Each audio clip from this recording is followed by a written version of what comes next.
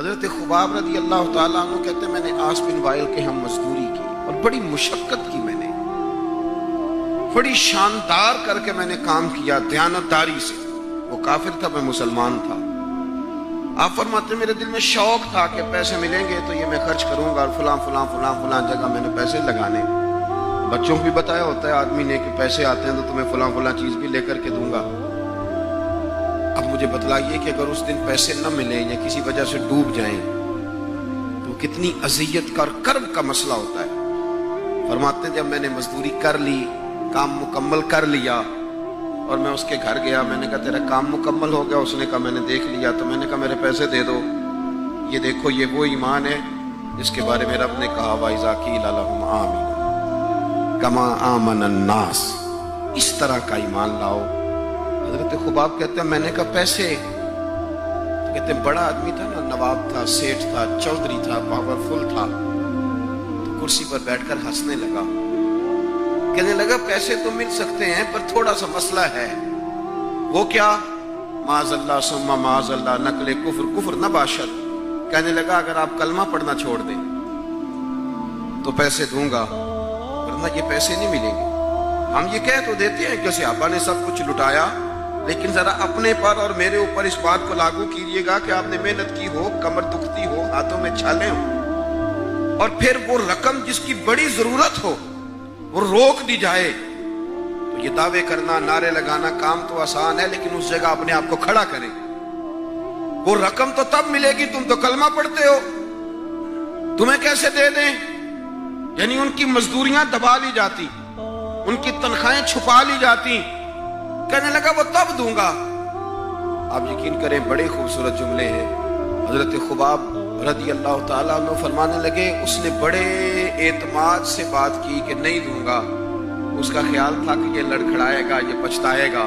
کہتے میں نے بھی رومال اٹھایا اور کندھے پہ رکھا۔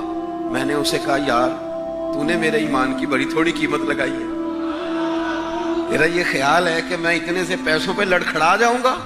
حضرت خباب فرماتے ہیں مجھے اللہ کی عزت کی قسم وہ میرے سارے پیسے دبا گیا، نہ میرے دل میں ذرا سی رنجش آئی، نہ میرے چہرے پہ ذرا سا بال آیا، پیشانی پہ بال بھی نہیں آیا۔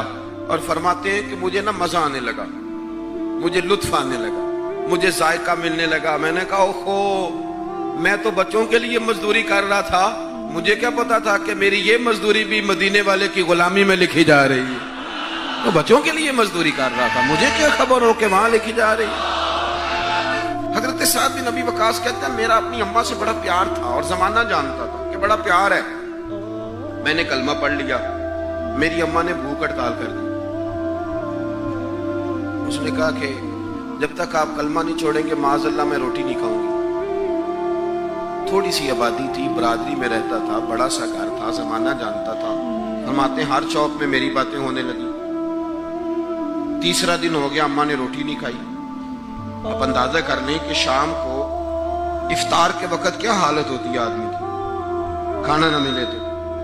اور تیسرا دن ہو گیا اور بوڑھی اماں، ہر چوک میں بات ہو رہی، اور سعد کی اماں، اور میری ماں کو بھی پتا تھا کہ میں جہاں چاہوں گی مجھ سے محبت کرتا ہے یا وہاں آئے گا۔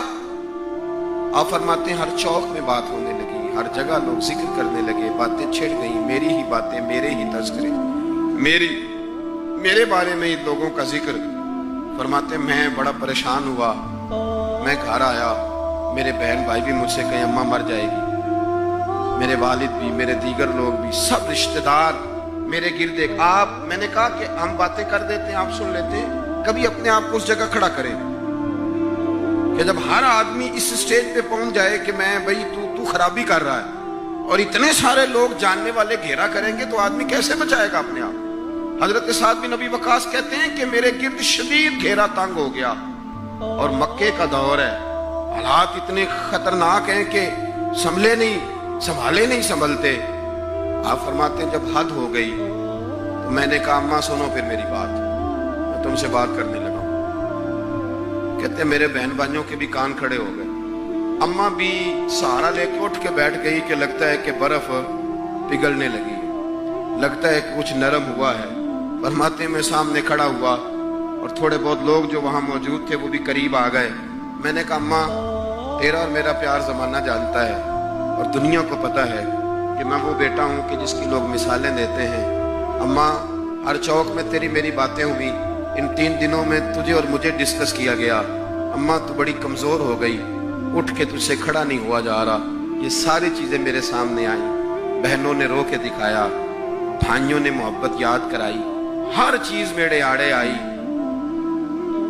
لیکن حضرت سعد بن ابی وقاص کہنے لگے, اماں میں نے اپنے دل کا جائزہ لیا ہے, میرے ایمان نے ایک وقت بھی مجھے یہ مشورہ نہیں دیا کہ میں اماں کو منا لوں. فرمانے لگے, اماں یہ زمانہ سارا موجود ہے اور لوگ کھڑے ہیں, تیری ایک جان ہے نا, ایک جان. اماں تیری ایک جان ہے, اگر تیری 1000 بھی ہوتی اور ایک ایک کر کے ساری جانیں تیری نکل جاتی تو پھر بھی میں اپنے مدینے والے محبوب کا کلمہ چھوڑنے کو تیار نہیں ہوں.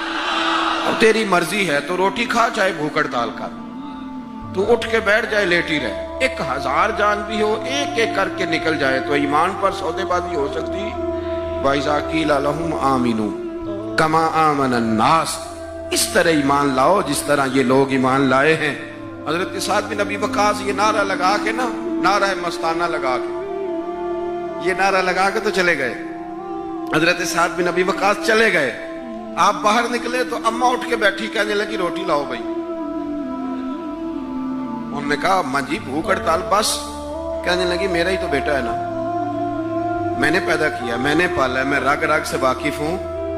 میں جیسے کہتی تھی ویسے کرتا تھا, میں جیسے چلاتی تھی ویسے چلتا تھا. اس نے کہا تھا نا عشق ایک ڈھونگ ہے, تو میں نے کہا تجھے عشق ہو خدا کرے, پھر کوئی تجھے اس سے جدا کرے تو اسے تسبیحوں پہ پڑھا کرے, تو اسی کا نام جپا کرے, تو گلی گلی پھرا کرے, پھر میں کہوں کہ عشق ایک ڈھونگ ہے اور تو نہیں نہیں کہا کرے.